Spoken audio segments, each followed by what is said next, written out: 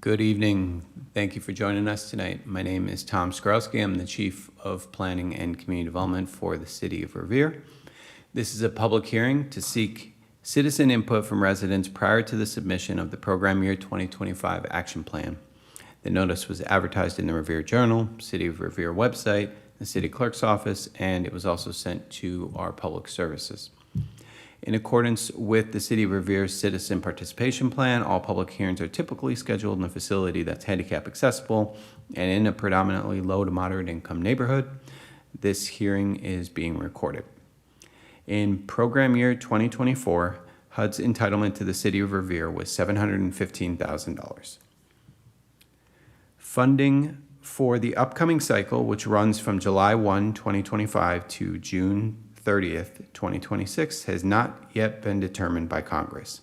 However, we anticipate having roughly $1.1 million in CDBG funds available to fund community projects.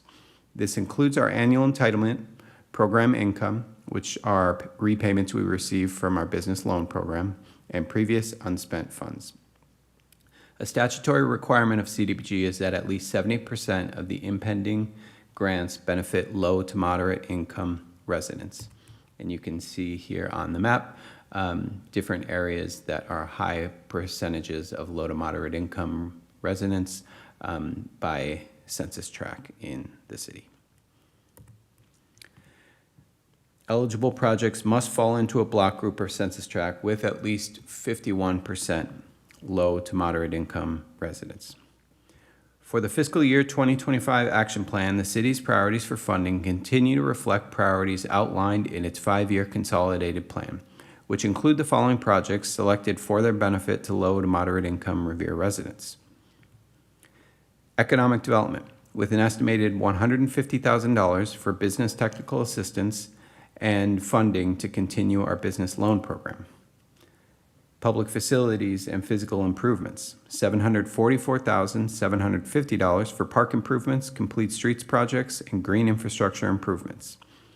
And public services, which are restricted to 15% of the annual grant allocation.